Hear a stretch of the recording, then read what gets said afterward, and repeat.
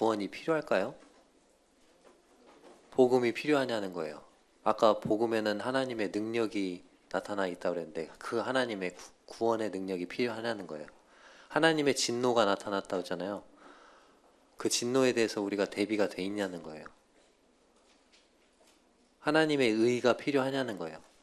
그래서 그 우리가 구원이 필요한가를 따지기 위해서 사도 바울은 우리를 하나님의 법정으로 인도를 해요. 그래서 인간이 만약에 하나님의 법정에서 유죄로 드러난다. 그렇다면 인간에게는 구원이 필요하고 복음이 필요한 거죠. 만약에 하나님의 법정에서 판결을 받았는데 재판을 받았는데 인간이 무죄야. 그러면 구원이 필요해요? 안 필요해요? 필요가 없는 거죠. 자, 그래서 하나님의 법정에서 검사는 바울입니다. 그리고 이 바울 검사가 세 부류의 인류를 세 부류로 나눠서 세 부류의 피고인들을 소환을 해요. 성경학자에 따라서 어떤 성경학자는 두 부류다, 뭐 유대인과 이방인이다 이렇게 소환을 해서 재판을 한다 이렇게 하는 성경학자들도 있고, 이렇게 지금 제가 분류한 것처럼 미개인, 도덕인, 유대인 이렇게 세 부류의 인간으로 나눠서 이렇게 피고들을 소환해서 재판을 한다 이렇게 하는 분들도 있는데, 저는 이 두 번째로 그래서 세 부류로 분류를 해봤습니다. 먼저 미개인이 들어오는데 이 미개인이 펴는 논리가 뭘까요? 저 몰랐는데요. 하나님 계신지 몰랐는데요. 몰라서 못 믿었는데요. 뭐 이렇게 얘기를 해요. 사도 바울이 뭐라고 했을까요? 검사 바울이 아니 너 알았는데, 너 알고도 안 믿었는데 이렇게 말해요. 자, 두 번째, 도덕인을 소환해요. 도덕인을 소환했는데 이 도덕인이 펴는 논리는 뭘까요? 저는 착한데요. 저 사람보단 나은데요. 그러자 검사 바울이 뭐라고 했을까요? 너 사람 앞에서나 착하지. 누구의 기준으로 봐라? 하나님의 기준으로 볼 때 넌 유죄야. 그 다음에 세 번째 피고를 불러요. 세 번째 피고가 누구예요? 유대인. 유대인이 펴는 논리는 뭐예요? 나는 특별해요. 그런 거예요. 그래서 특별하다 하면서 저는 재판장님이 저한테 선물로 준 책도 있어요. 책이 뭐예요? 율법책. 저는 재판장님과 특별한 관계를 제 몸에 새겼어요. 문신 아니고 뭐예요? 할례. 그 검사 바울이 뭐라고 했을까요? 유대인에게 당신은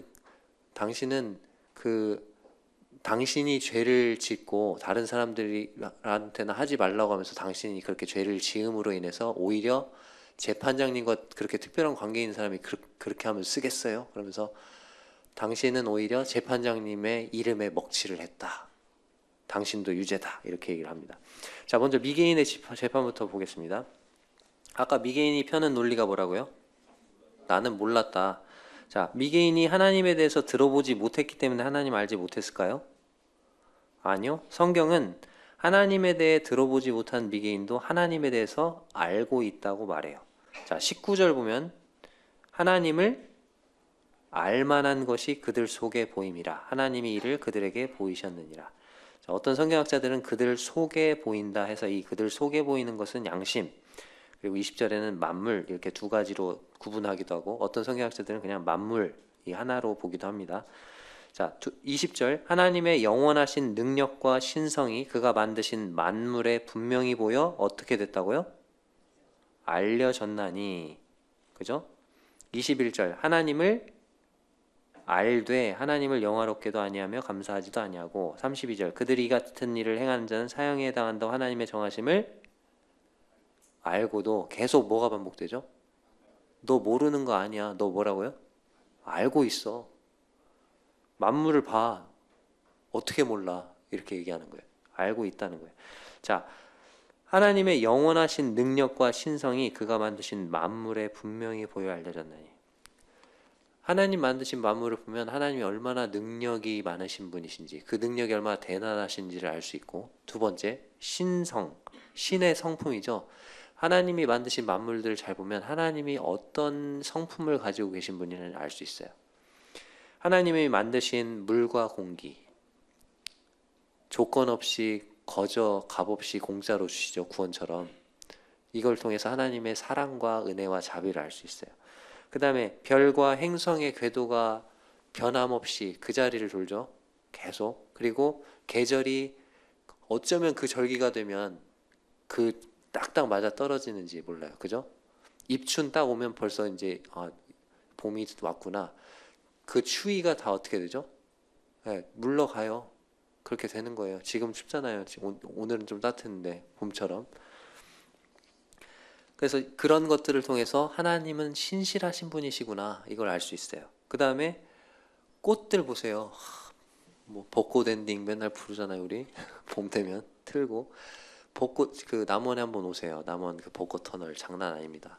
그 광안로 앞에 거기를 걸으면서 제 아내와 그 벚꽃이 필 때는 매일 저녁 걷거든요. 수요 집회 끝나고도 나가서 걷고 와요. 걷는데 너무 안타까워. 왜? 벚꽃이 너무 짧아요. 2주밖에 안 피어 있어. 그리고 팍 그냥 떨어져 버려. 벚꽃 전에 뭐 피죠?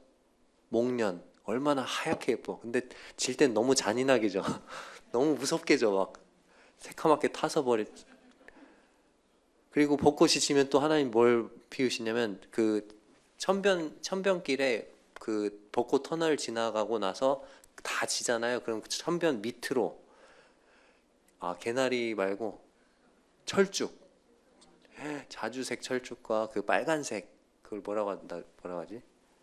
연산홍, 네, 연산홍. 그 남원에서 한 20분만 가면 곡성으로 연산홍 드라이브 길이 있어요. 거기도 한번 와보세요. 남원 홍보대사가 됐네.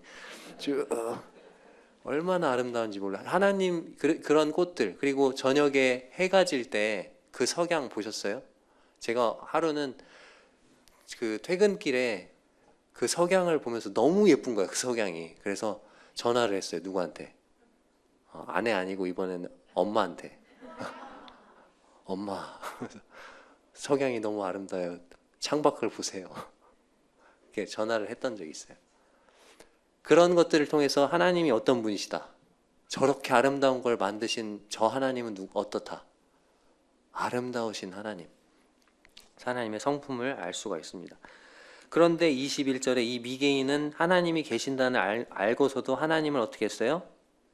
인정하지 않죠. 21절 하나님을 알되 하나님을 어떻게도 안 했어요? 하나님 영화롭게 안 해요. 또 뭣도 안 해요? 감사하지도 않아요. 그러니까 하나님 인정하지 않으니까 그 생각이 어떻게 돼요? 허망해져요. 그리고 미련한 마음이 어떻게 돼요?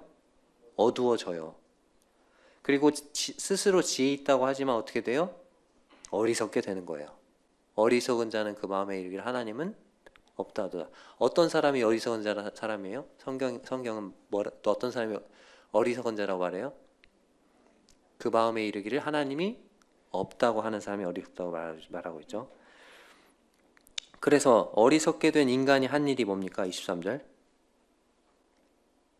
어리석게 되어 뭐 했어요? 23절 썩어지지 아니하는 하나님의 영광을 썩어질 사람과 새와 짐승과 기어다니는 동물 모양의 뭘로 바꿔요?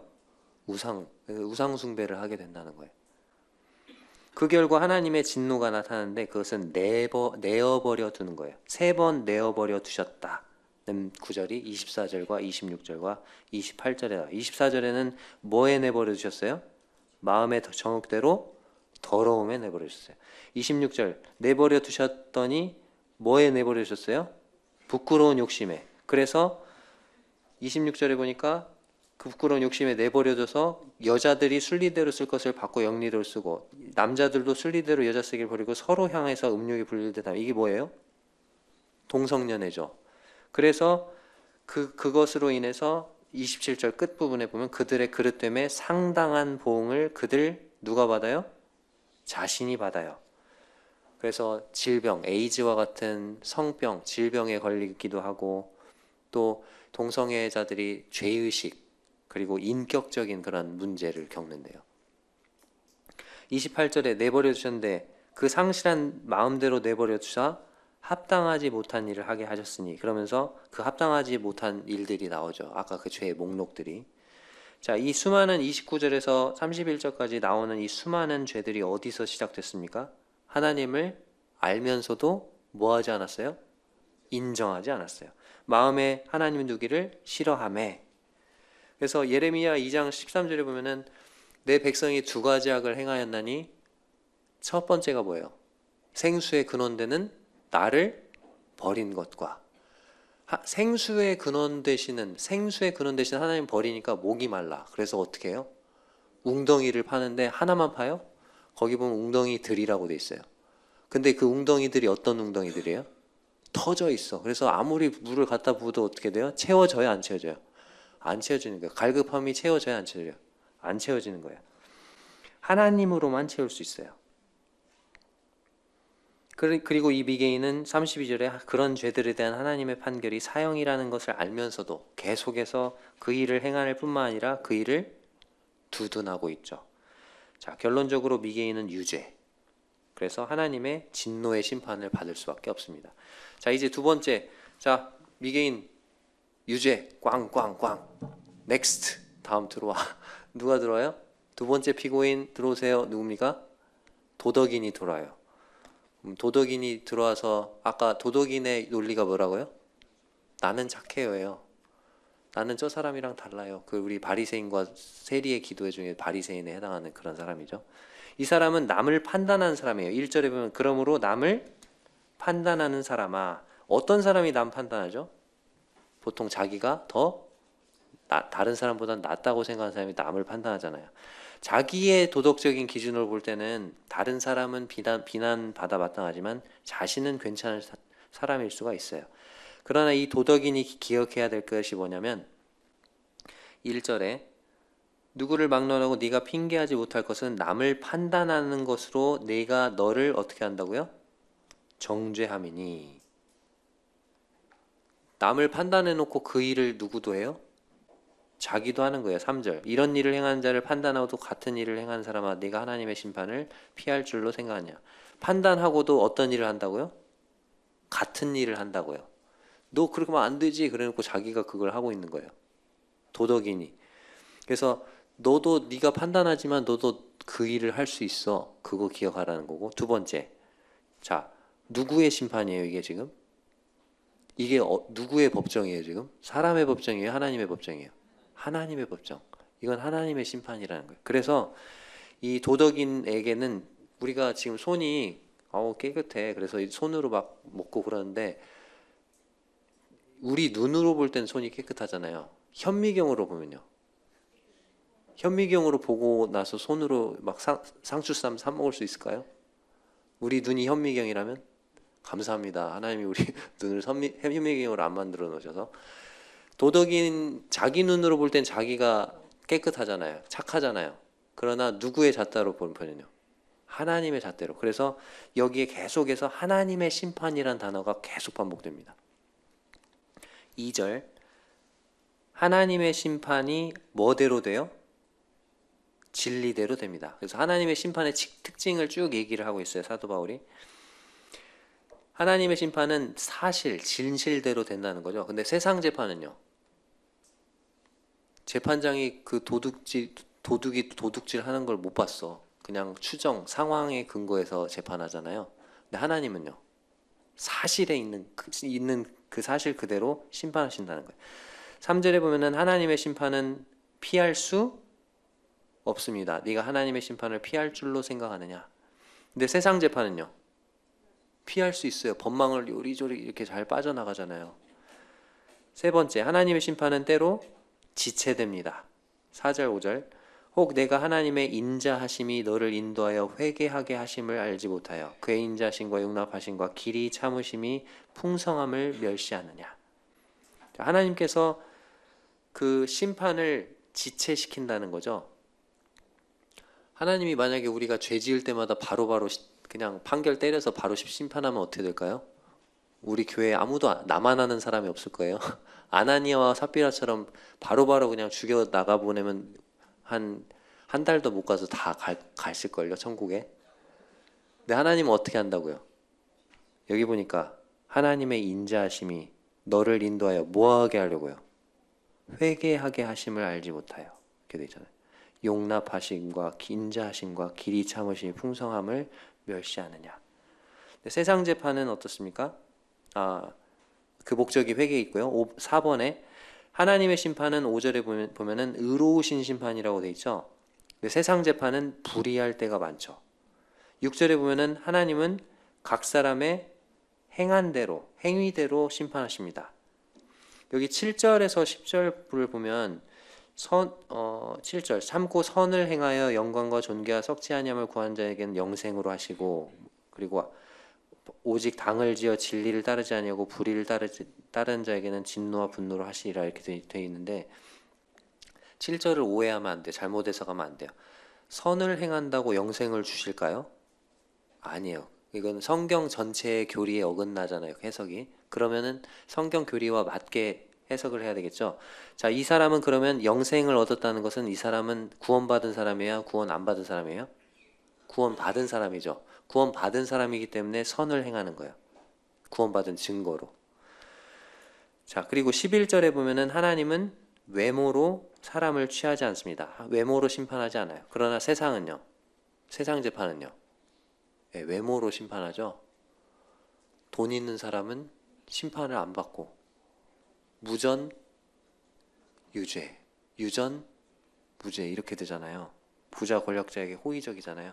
16절 하나님은 은밀한 것까지 사람들의 은밀한 것을 심판하시는 그날이라 이렇게 되죠. 하나님은 은밀한 것까지 심판하십니다.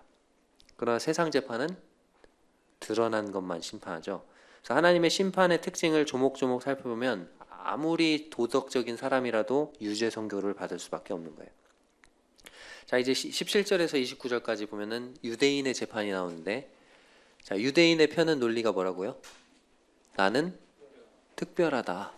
나는 재판장님이랑 친해. 재판장님이 나에게 선물로 책도 줬어. 율법책. 그리고 나는 재판장님이랑 특별한 관계가 있다는 걸 몸에 새기기도 했어. 할래? 자, 자랑을 17절과 18절에 네 가지 특권을 자랑합니다. 율법을 가지고 있고 하나님을 자랑하며 하나님과 특별한 관계가 있다는 걸 자랑하고, 영어 성경은 하나님과의 관계를 자랑한다 돼 있어요. 그 다음에 세 번째 하나님의 뜻을 알고, 그 다음에 지극히 선한 것을 분간한다고 자랑합니다. 그리고 19절에서 20절까지 네 가지 자격을 자랑합니다. 맹인의 길을 인도하는 자, 어둠에 있는 자의 빛, 어리석은 자의 교사요, 어린아이의 선생이라고 자신을 자랑합니다. 근데 이 검사 바울이 뭐라고 하냐면 너 그렇게 자랑할 게 많아도 너 유죄다. 21절에서 24절까지 다른 사람에게는 하지 말라고 가르치면서 자신이 그 일을 행한다는 거예요.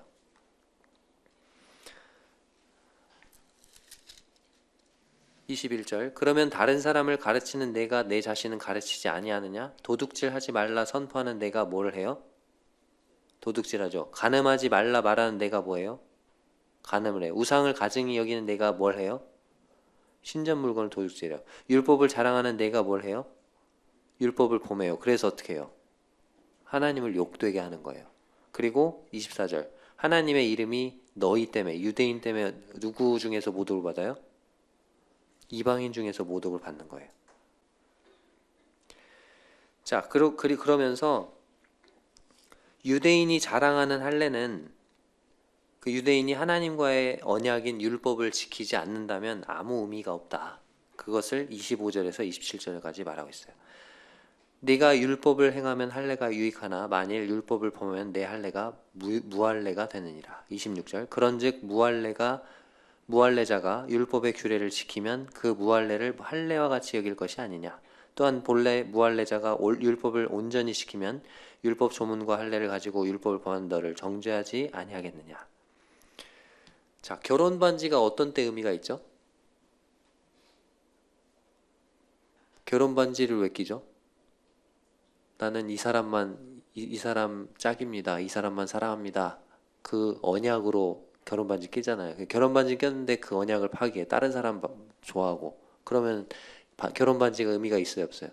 없죠. 할례도 마찬가지죠. 할례가 하나님의 백성이라는 것으로 지금 할례를 주셨는데 하나님만을 안 섬겨, 막 우상을 섬겨, 양다리를 걸쳐. 그러면 할례가 의미가 있어요, 없어요? 없는 거죠. 자, 28절과 29절에서는 자, 같이 읽을게요. 시작. 무릇 표면적 유대인이 아니요 표면적 육신의 할례가 아니니라. 오직 이면적 유대인이 유대인이며 할례는 마음에 할지니 영에 있고 율법 조문에 있지 아니한 것이라. 그 칭찬이 사람에게서가 아니요 다만 하나님에게서니라. 하나님이 보실 때 참된 유대인은 단순히 아브라함의 피가 그 속에 흐르거나 그 몸에 할례의 표를 지닌 사람이 아니라는 거예요. 마음으로부터 율법을 순종한 사람이 참된 유대인이다, 이렇게 말하고 있어요. 여기 지금 그 29절에 보면은 끝부분에 그 칭찬이 사람에게서가 아니요 다만 하나님에게서니라, 이런 얘기가 나와 있잖아요. 이 칭찬이란 말이 그 유대인이 유다 지파에서 왔잖아요. 왜 유대인이라고 부르죠? 원래 이스라엘이었어요. 12지파예요. 그런데 솔로몬 왕 이후에 르호보암 때 어떻게 되죠? 남과 북으로 분열돼요. 북이스라엘의 10지파, 남유다의 2지파. 그리고 이 북이스라엘은 BC 722년에 아수르에게 멸망당하죠. 그리고 남은 지파가 뭐예요? 유다와 베냐민인데 유다가 거의 뭐 더 크니까 유다. 그래서 이 사람들이 나중에 바벨론에게 멸망당하죠. 그리고 흩어져. 그 사람들을 가리켜서 뭐라고 불러요? 유다인. 그것이 유대인이 된 거죠. 유다가 원래 뜻이 뭐예요? 야곱이 아들을 낳았어. 근데 넷째 아들을 낳았는데 유다야. 유다가 뭐예요? 찬송이란 뜻이에요. 찬송. 여기 나와 있는 칭찬이란 말이에요. 진짜 유다 받을 대상은 이름만 유다가 아니고 율법에 불순종하는 유다인이 아니고 마음으로부터 율법을 순종하는 이면적 유다인이 유다를 받는 거야, 이렇게 말하는 거예요. 칭찬을 받는 거야, 찬송을 받는 거야, 이렇게 말하는 거예요. 그래서 유대인이 자랑하는 것 지금 다 완전하게 파괴시켜버린 거죠. 그래서 유대인도 유죄. 자, 그렇게 하면 미개인과 도덕인은 입을 다물어요. 아, 유죄구나. 입을 다무는데 계속해서 끝까지 그거 아닌데요. 그래서 아니라고 재판에 이렇게 불복하는 사람이 있어요. 그 한 부류가 누굴까요? 유대인이에요. 그 유대인이 여기 어리석은 질문 5가지를 던져요. 1절에서 9절까지. 그리고 그 유대인의 반박, 그것에 대해서 사도 바울이 정말 너 그럴까? 그러면서 성경을 탁 펼쳐서 유대인에게 보여줘요. 성경의 증거. 그리고 19절에서 20절까지 하나님의 판결이 내려집니다. 최종 판결. 그리고 21절에서 31절까지 의롭게 되는 길이 나옵니다. 이게 3장이에요. 자, 유대인의 반박 5가지 어리석은 질문이 1절에 보면 3장 1절. 그런즉 유대인의 나음이 무엇이며 할례의 유익이 무엇이냐? 아니 뭐 할례 그 유익도 없고 그러면 유대인 이방인보다 나은 게 없는 거야? 이렇게 이제 유대인이 막 투덜투덜 하는 거죠. 유대인 아무 특권이 없다는 거야. 그러니까 2절에 사도 바울이 뭐라고 합니까? 유대인의 나음이 범사에 많다. 이제 나중에 9장에 가서 얼마나 유대인이 많은 특권을 누리는지가 나와요. 다 나와요. 이렇게 양자됨이 있고 영광이 있고 언약들이 있고 율법이 있고 예배가 있고 약속들이 있고 조상들도 유대인에게서 났고 육신으로 하면 그리스도가 유대인에게서 나셨고 엄청나게 많은 특권을 가지고 있죠. 근데 그 무엇보다도 우선은 2절 끝부분에 보면 우선은 그들이 무엇을 맡았대요? 하나님의 말씀을 맡은 그 특권을 가졌다는 거죠. 근데 유대인들이 하나님의 말씀에 대해서 잘한 건 있어요. 말씀 기록할 때 막 하나님 이름만 한번 나오면은 가서 씻고 와. 목욕 제기하고 나서 하나님의 이름을 한번 쓰고 또 하나님의 이름 나오면 또 목욕 제기하러 가. 한 글자를 틀려요. 그 장을 찢어요. 뭐 2글자, 3글자 이상 틀려요. 그러면 어때요? 그 전권을 다 찢어져요. 다시 새로. 그렇게 해서 성경이 진짜 제대로 보존되게 말씀 기록하는 일, 보존하는 일 정말 잘했죠. 근데 못한 게 있어요. 뭐예요? 말씀을 갖고만 있어. 순종은 안 해. 그리고 전파는 안 해.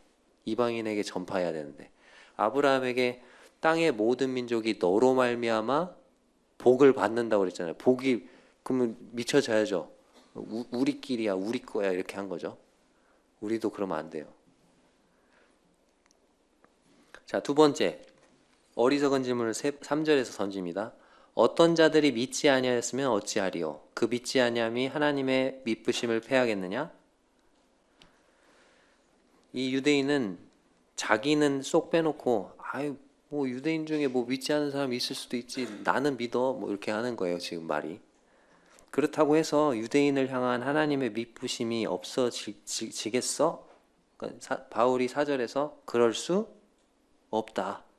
하나님은 유대인과 세우신 그 언약은 신실하게 지키실 것이다. 하지만 유대인들의 믿지 않음에 대해서는 심판하실 것이라고 말하고 있어요. 그러면서 4절 뒷부분에 보면 사람은 자 따라서 해보겠습니다. 사람은 다 거짓되되 오직 하나님은 참되시다 할지어다. 사람이 다 뭐 어떻더라도요. 거짓 되더라도 누구만은요. 하나님은 참되시다라는 거예요. 제가 거기에 그 예시를 선악과 문제라고 들었는데 복음 전하다 보면은 어떤 분들이 그러죠. 왜 하나님이 왜 그렇게 선악과를 만들어 놔가지고 그걸 따먹게 해가지고 죄를 짓게 해가지고 지옥에 보냈냐. 왜 하나님이 그렇게 지옥에 보내느냐. 그런데 하나님이 지옥에 보내는 거예요. 우리가 자발적으로 지옥에 가는 거예요. 하나님이 가학적인 분. 오늘 내가 100명이나 지옥에 집어넣었어. 그래. 즐거워하시는 분인가요? 아니요. 하나님은 모든 사람이 구원을 받으며 진리에 이르기를 원하시는 분이세요. 한 사람 한 사람이 지옥 가는 게 너무 안타까워서 누구를 보내셨어요?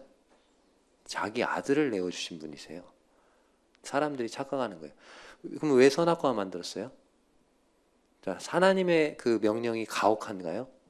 하나님 뭐라고 했냐면 에덴 동산에 우리가 지금 나열하기도 힘들 만큼 수많은 과일들을 다 주셨어요. 너 이것도 따먹어, 저것도 따먹어, 저것도 따먹고, 이것도 따먹고, 이거 다 네 거야. 다 수천, 수만 가지의 과실이 다 네 거야. 두리안 너 먹어, 맛있어. 망고도 먹고, 포도도 먹고, 다 먹어. 근데 이거 하나만 건드리지 마. 이거는 네가 넘지 말아야 할 선이야. 네 위에 하나님 있어. 너는 피조물이야. 내가 이걸 너에게 다 주지만 네가 하나님이 될 수는 없는 거야. 이 나무 보면서 내가 있다는 거 기억해. 사람은 어떻게 하죠? 그 선을 넘어버리죠. 그죠? 하나님 어떻게 할 수도 있죠? 너 이거 하나만 먹어. 너 쌀만 먹어. 너 밥만 먹어. 나머지 먹으면 다 죽어.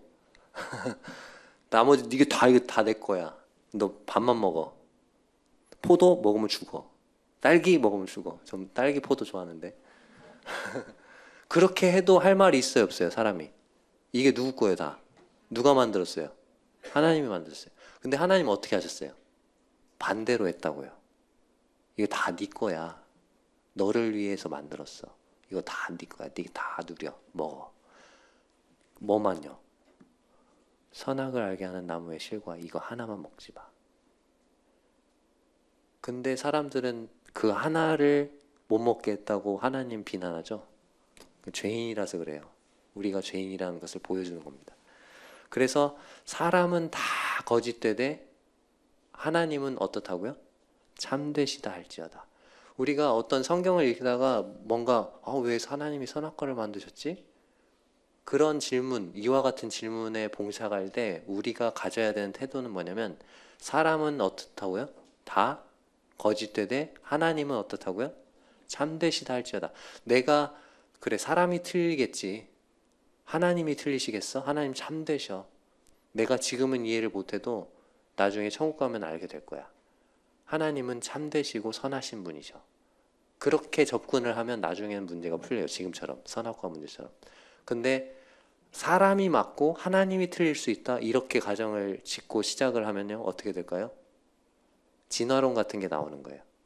이상한 이론이 나오고 이단이 나오는 거예요. 자, 그 다음에 세 번째 질문을 던집니다. 5절에서 그러나 우리 불의가 하나님을 의를 드러나게 하면 무슨 말 하리요? 내가 사람의 말하는 대로 말하니 진노를 내리시는 하나님이 불의하시냐? 진노를 내리시는 하나님이 불의하신가요?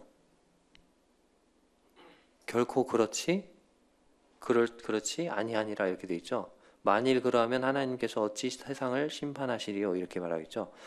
자, 여기 지금 이 사람 이 유대인의 말은 뭐냐면 우리가 불의하잖아. 불의하니까 하나님이 의가 드러나는 거잖아. 이렇게 말을 하고 있어요. 이 사람 말 맞아요, 틀려요? 우리가 불의하니까 이게 화난 것은 이게 빛나는 것은 배경이 어두우니까 빛나는 거잖아. 말 맞는 거 같죠? 우리 하나님이 의가 확 드러나는 건 우리가 죄로 가득하였으니까 그렇게 드러나는 거잖아. 맞는 말 같잖아요. 근데 하나님의 의가 우리의 불의의 정도에 따라 달라지나요? 우리가 더 불의한 사람이 된다고 해서 하나님이 더 의로워지시나요? 우리가 덜 불의해진다고 해서 하나님이 덜 의로워지시나요? 아니요. 우리의 불의의 정도와 상관없이 하나님은 의로우세요. 그렇죠? 그러니까 지금 아까 그랬잖아요. 어리석은 질문이라고. 그와 비슷한 질문을 네 번째 7절과 8절에서 말합니다. 나의 거짓말로 내가 거짓말을 더 많이 하면 할수록 하나님의 참됨이 더 풍성해지나요? 내가 거짓말을 더 많이 하면 할수록 하나님은 더 참된 분이 되시나요? 아니에요. 여기 지금 그렇게 얘기하잖아요. 나의 거짓말로 하나님의 참되심이 더 풍성하여 그의 영광이 되었습니다. 내가 거짓말을 더 많이 할수록 하나님께 영광이 된다. 이게 무슨 궤변이 있어요? 그러면서 그러니까 내가 거짓말 많이 해줘가지고 하나님 영광이 풍성해졌으니까 어떻게 왜 하나님 그렇게 내가 영광을 돌려드렸는데 거짓말 많이 해서 근데 왜 나를 죄인처럼 심판하시는 거야? 이 말이 안 되는 말을 하는 거죠. 또는 그러면 선을 이루기 위하여 악을 행하자 하지 않겠느냐? 8절에 바울이 하도 기가 막혀가지고 어떤 이들이 이렇게 비방하여 우리가 이런 말을 한다고 하니 저희가 정죄받는 것이 옳으니라. 9절 전반에서 이제 다섯 번째 유대인이 어리석은 질문을 합니다. 그러면 어떠하냐? 우리는 나으뇨? 그러니까 우리 유대인들이 그럼 낫긴 낫다는 말이야? 결코 아니라. 유대인이나 헬라인이나 다 죄 아래 있다고 우리가 이미 선언하였느니라. 아직도 이렇게 입을 안 다물고 막 이상한 질문, 이상한 반박을 하는 이 유대인에게 바울은 뭘 펴서 조용히 성경을 펴서 보여줍니다. 10절에서 18절까지 성경이 뭘 증거하고 있는지를 말하고 있는데 10절에서 12절을 같이 읽어볼게요. 시작. 기록된 바 의인은 없나니 하나도 없으며 깨닫는 자도 없고 하나님을 찾는 자도 없고 다 치우쳐 함께 무익하게 되고 선을 행하는 자는 없나니 하나도 없도다. 방금 읽은 10절에서 12절까지 계속 반복되는 단어가 있죠. 없다. 6번 반복되고 있는데 뭐가 없습니까? 의인이 없는데 얼마나 없습니까? 하나도 없습니다. 그게 성경이 말하는 거예요. 죄는 모든 사람에게 영향을 미쳤다. 그 다음에 두 번째 13절에서 18절까지 죄는 인간의 모든 부분에 영향을 미쳤다고 말하고 있어요. 13절 보면 그들의 목구멍은 열린 무덤이요 그 혀로는 속임을 일삼으며 그 입술에는 독사의 독이 있고 그 입에는 저주와 악독이 가득하고 목구멍, 혀, 입술, 입 다 이거는 말 우리 언어와 관련된 기관이에요. 그 다음에 발 그 발은 피 흘리는데 빠른지라. 발은 우리가 어떤 행동을 옮길 때 발로 그 장소를 가는 거잖아요. 그죠? 우리의 행동과 관계된. 근데 피를 흘리는 행동이 빨라요. 그 결과 파멸과 고생의 길이 있대요. 그 다음에 눈. 그들의 눈앞에 하나님을 두려워함이 없느니라. 이 눈은 견물. 아유, 바로 나와야 되는데 사경회 정도 오시는 분들이면 견물 하면 받아야 돼. 견물 생심. 왜 물건을 봤는데 뭐가 생겨요? 마음이 생겨. 무슨 마음? 갖고 싶은 탐심이 생긴다는 거예요. 눈은 이와 같은 탐심이 가득한 눈, 음욕이 가득한 눈. 우리 눈은 생각과 관계된 기관이에요. 그러니까 인간의 모든 부분에 영향을 미친 거예요. 하나님이 인간을 엑스레이로 촬영을 착 해봤는데 머리끝에서 발끝까지 한 군데도 성한 곳이 없이 다 죄로 물들어 있어. 죄의 영향을 받았어. 여기 지금 사도 바울이 많은 성경 구절을 인용하고 있는데 5군데에서 시편, 한 군데가 이사야서. 유대인은 이제 더 이상 반박할 수가 없죠. 왜냐하면 자신들이 인정하는 그 구약 성경을 들이밀고, 야 읽어봐, 너 성경 갖고 있다며, 특별한 책, 네가 갖고 있는 특별한 책 봐봐. 거기에 보니까 뭐라고 돼 있어요? 의인이 있어요, 없어요? 없어요. 하나도 없어요. 입을 다물고 고개를 숙일 수밖에 없어요. 19절, 20절 같이 읽겠습니다. 시작. 우리가 알거니와 무릇 율법이 말하는 바는 율법 아래에 있는 자들에게 말하는 것이니 이는 모든 입을 막고 온 세상으로 하나님의 심판 아래에 있게 하려 함이라. 그러므로 율법의 행위로 그의 앞에 의롭다 하심을 얻을 육체가 없나니 율법으로는 죄를 깨달음이니라. 19절에 보면은 좀 독특한 말씀하시는데, 율법이 말하는 바가 뭐냐면 그 앞에서 의인이 없나니 하나도 없다는 거예요. 다 죄인이다. 율법이 말하는 바는 누구에게 말하는 거래요? 율법 아래에 있는 자들. 고린도전서 9장 20절에 보면은 하나님이 세상 사람들을 두 부류로 나눕니다. 율법 아래에 있는 자들과 율법 없는 자들. 자, 율법 없는 자들이 누구죠? 이방인이에요. 그럼 율법 아래에 있는 자들은 누굴까요? 유대인이에요. 자, 그러면 유대인에게 의인이 없다, 하나도 없다 그렇게 말하는 것이 어떻게 모든 입을, 이 세상 모든 사람, 유대인과 이방인을 포함한 모든 사람들의 입을 막게 하는 거가 될까요? 자, 제가 거기에 지금 하나님의 수질 검사라고 써놨죠. 자, 우물물이 있어요. 우물물이 있는데 이 물이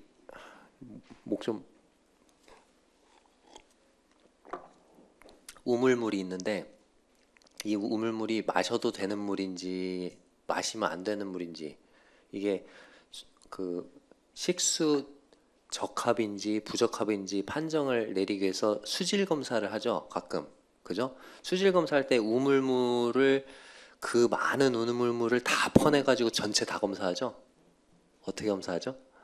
네, 시험관 하나 이렇게 딱 해가지고 그 시험관을 검사합니다. 검사를 했어. 근데 이게 식수 부적합 판정을 받았어요. 자, 그러면 여기 남아있는 이 우물물 검사 다시 합니까? 안 합니까? 이게 식수 부적합 판정을 받았다는 얘기는 이 모든 우물물이 다 어때요? 오염됐고 이 우물물이 식수 부적합이라는 거죠. 하나님이 온 인류 가운데 누구를 선택했어요? 유대인을 선택해서 수질 검사를 했더니 적합 판정 받았어요? 부적합 판정 받았어요? 너 그래, 너네 10계명 줘볼 테니까 지켜봐. 지켜줘요, 안 지켜줘요? 10계명 계약서 쓰러 가는 사이에 1번 계명부터 어겨. 막 금송아지 만들어. 지킬 수 있어요, 없어요? 못 지켜요. 그래서 의인은 없나니 하나도 없다는 말을 누구에게 말하는 것이? 유대인들에게 말한 것이 세상 모든 사람들의 입을, 우리는 죄인입니다, 막 그렇게 인정하고 입을 다물게 하는 거예요. 그래서 20절에 보면은 율법의 행위로 그의 앞에 의롭다 하심을 얻을 육체가 없나니 율법으로는 죄를 뭐 한다고요? 깨달음이니라. 율법은 제가 여기다 써놨죠. 거울과 같고 체온계와도 같아요. 율법이 뭐와 같다고요? 거울. 거울 보면은 뭘 알 수 있어요? 거울을 봤어요. 내 얼굴에 뭐가 묻었네. 근데 그 묻은 것을 뭘로 닦아요? 거울로 닦아요? 뭘로 닦아요? 물로 닦아야죠. 거울은 비춰주기만 하는 거죠. 그죠? 그 다음에 율법은 무엇과 같다고요? 체온계. 체온계는 내가 열이 있다는 것을 보여주죠. 체온계로 열을 내릴 수 있어요? 아니요. 율법은 죄가 있다는 걸 보여줄 뿐이에요. 이 죄를 치유할 수 있는 건 뭐밖에 없어요? 예수 그리스도의 피밖에 없습니다. 그래서 모든 인류에 대해서 하나님의 유죄 판결이 내려진 거죠. 미개인도 유죄, 도덕인도 유죄, 유대인도, 그 말 많은 유대인도 유죄. 다 사형이에요, 사형. 여기서 로마서가 끝난다면 우리는 다 지옥 가야 돼요. 근데 하나님은 다 감사하게도 더 이어지게 하시죠. 잠깐 쉬었다가 지금 6분이니까 16분에 뵙겠습니다.